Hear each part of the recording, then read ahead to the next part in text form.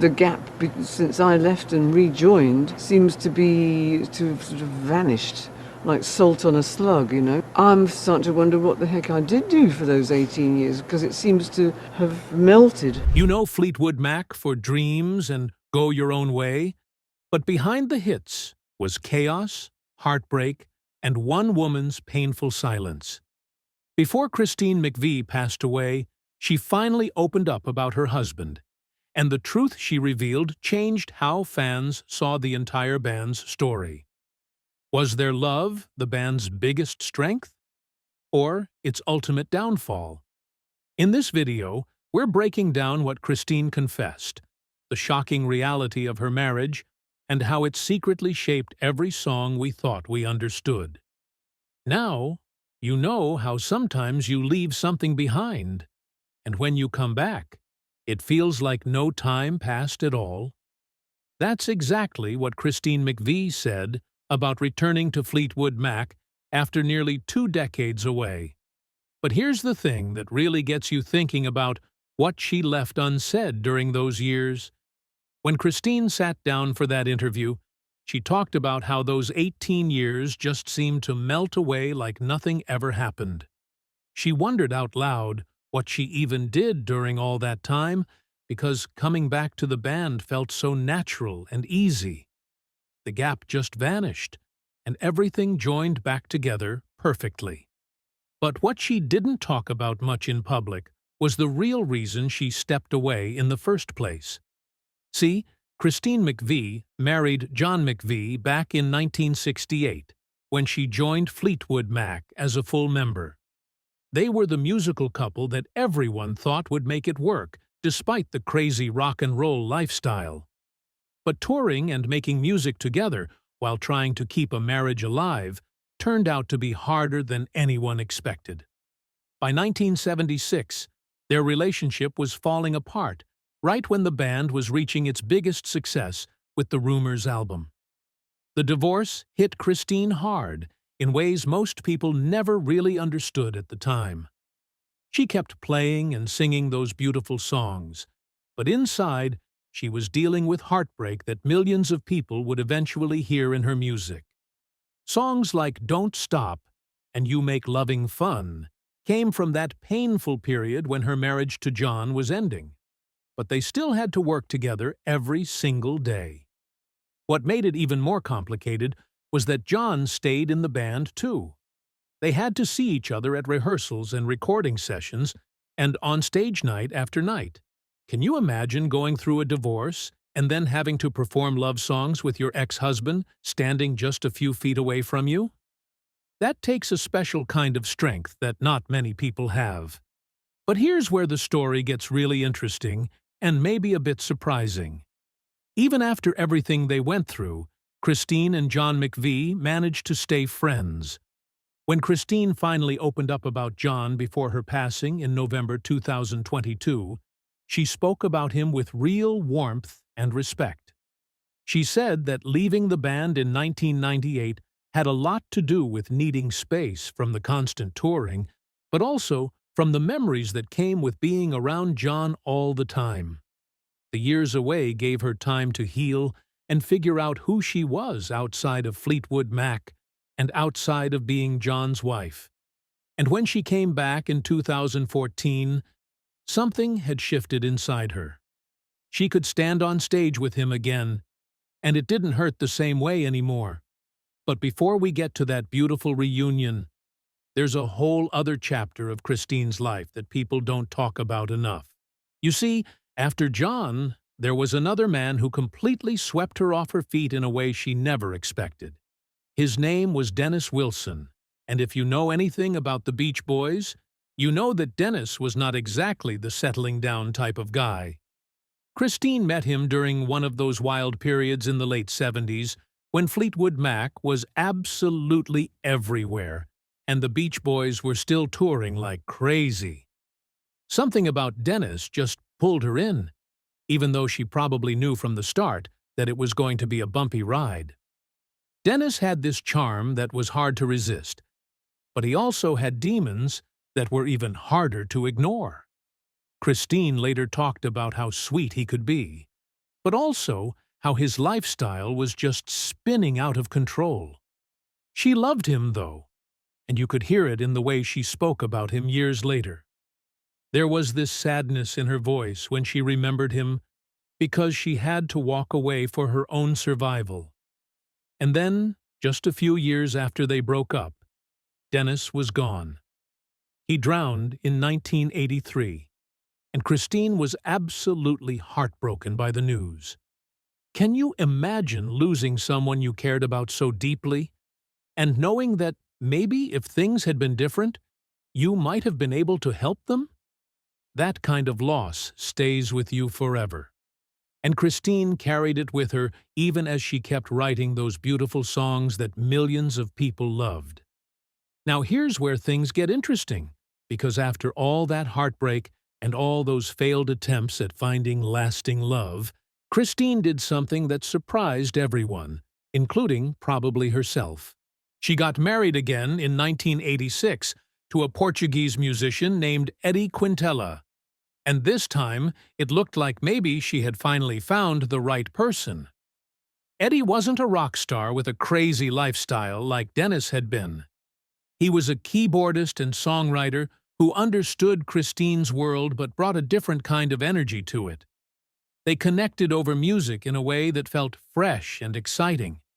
Together, they wrote some songs that became huge hits for Fleetwood Mac, including one called Little Lies that people still sing along to at concerts today. For a while, things seemed really good between Christine and Eddie. They were creating music together and living a life that felt more balanced than anything Christine had experienced before. She wasn't dealing with the constant chaos of being married to someone in the same band anymore. She could have her creative partnership with Eddie and still have some breathing room when she needed it. But you know how sometimes even the good things don't last forever? That's what happened with Christine and Eddie too. By the time the 90s were coming to an end, Christine was starting to feel exhausted from all the years of touring, recording, and living in the public eye. She had given so much of herself to Fleetwood Mac and to her relationships, and she was starting to wonder what it would feel like to just step back from everything. In 1998, Christine made a decision that shocked the music world. She announced that she was leaving Fleetwood Mac and retiring from touring altogether. She packed up her life and moved to a quiet place in the English countryside where she could finally have the peace and privacy she had been craving for so long. And as part of that big life change, her marriage to Eddie started falling apart, too. They divorced in 2003 after almost 17 years together. But the interesting thing about Christine is that she never spoke badly about any of her exes, even when things ended. She always seemed to understand that relationships are complicated and that sometimes people grow apart without anyone being the bad guy. She said nice things about Eddie, even after the divorce, talking about how much she respected him and how good their creative partnership had been.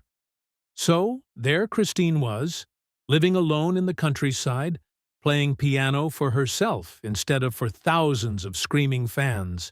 She spent those years just being quiet and reflective and figuring out who she was when she wasn't Christine McVie, the rock star.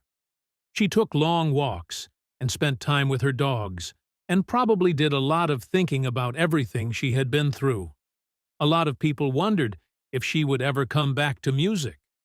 16 years is a long time to be away from something you dedicated your whole life to. Her bandmates missed her, and fans kept hoping that somehow she would change her mind. But Christine seemed content in her retirement, and nobody wanted to push her into something she wasn't ready for. Then, in 2014, something unexpected happened. Christine started feeling that pull back to music and back to Fleetwood Mac.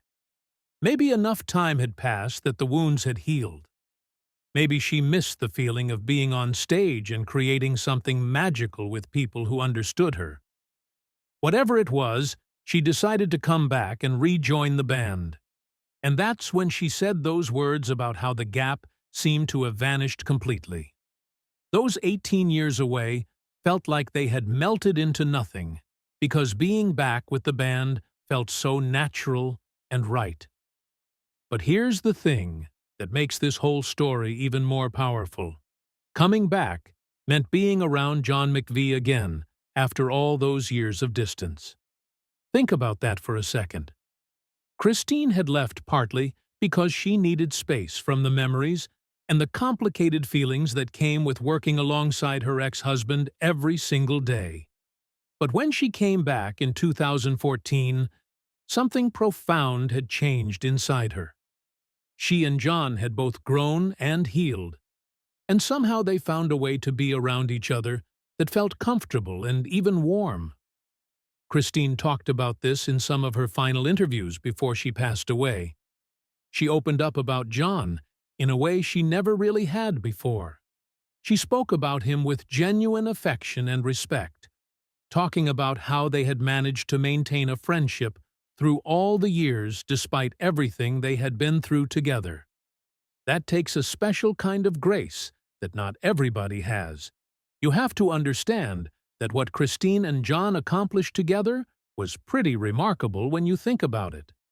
Most people can barely stand to be in the same room with their ex after a divorce, let alone work with them every single day for decades. But these two found a way to put the music first and keep their personal feelings from destroying something bigger than both of them. When Christine returned to the band in 2014, people noticed right away that there was this easy chemistry between her and John on stage. It wasn't romantic anymore, but it was something deeper than that.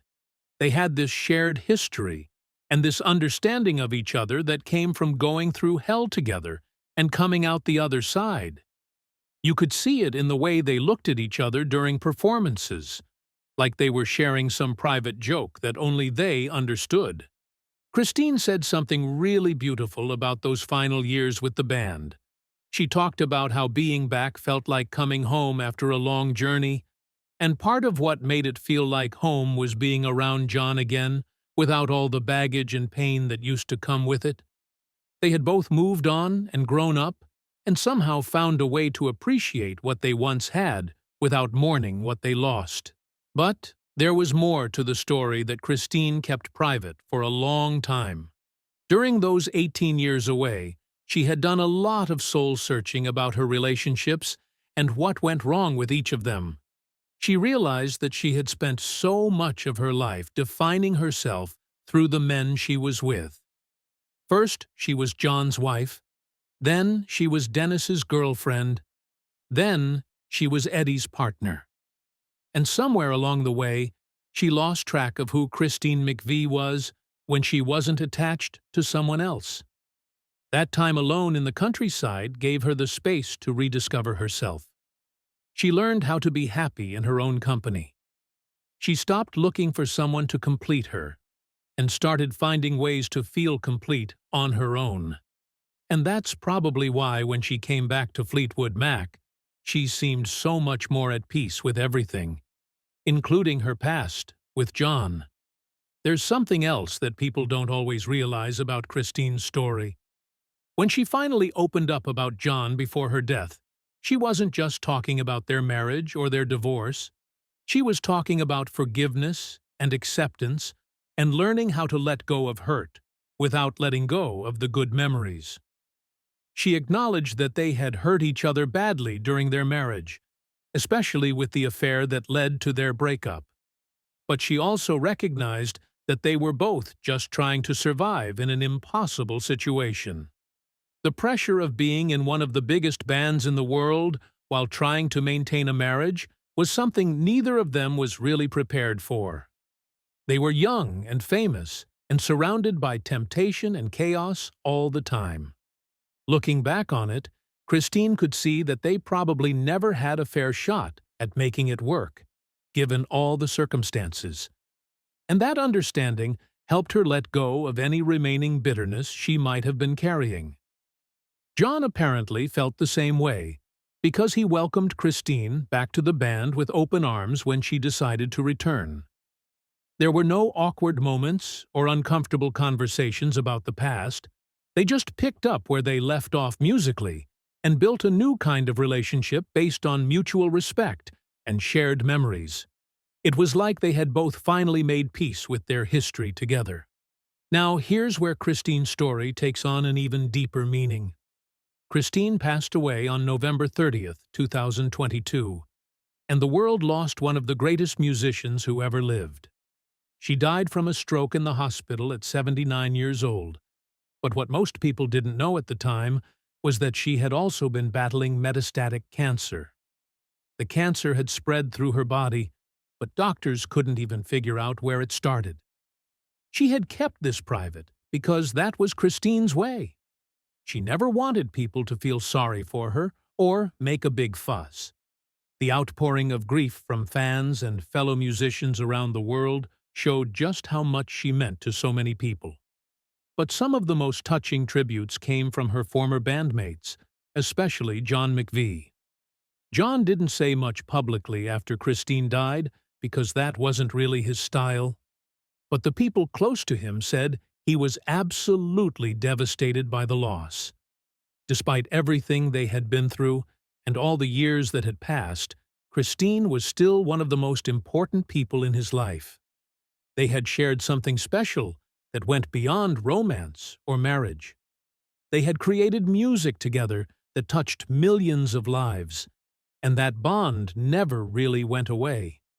Mick Fleetwood, who had watched Christine and John's relationship evolve over 50 years, said something really moving about them after Christine passed. He talked about how they had shown everyone what it meant to rise above personal pain for the sake of something greater. They could have let their divorce destroy the band, but instead, they found a way to keep making beautiful music together. That choice to put art before ego is part of what made Fleetwood Mac legendary. The statement that Fleetwood Mac released after her death said something that really captures who she was. They called her the best musician anyone could have in their band, and the best friend anyone could have in their life. Those weren't just nice words people say when someone dies. That was the absolute truth about Christine.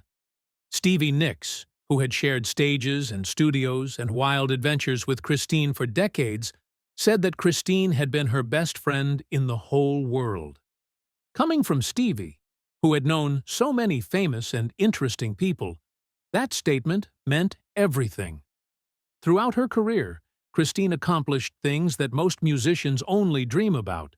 She wrote some of the most beloved songs in rock history, including Don't Stop, which became an anthem that even presidents used in their campaigns. She sang lead vocals on countless hits, and her keyboard work became the signature sound that defined Fleetwood Mac's music. She was inducted into the Rock and Roll Hall of Fame twice, once as a member of Fleetwood Mac, and once for her individual contributions to music. She won Grammy Awards, sold millions of albums, and influenced generations of musicians who came after her. But maybe her greatest accomplishment wasn't any award or chart success. Maybe it was the way she navigated impossible situations with grace and dignity. She showed people that you could go through devastating heartbreak and still create beautiful art. She proved that you could work alongside your ex-husband for decades without it turning into a nightmare. She demonstrated that sometimes the bravest thing you can do is walk away from success to save yourself and then have the courage to come back when you're ready. Looking back at Christine's life and all her relationships, you start to see a pattern of growth and transformation. She went from being someone who couldn't imagine life without a partner to someone who found strength in solitude. She went from harboring pain and resentment toward John to finding genuine friendship and peace with him. And she went from feeling like those 18 years away were wasted time to realizing they were exactly what she needed to become whole again.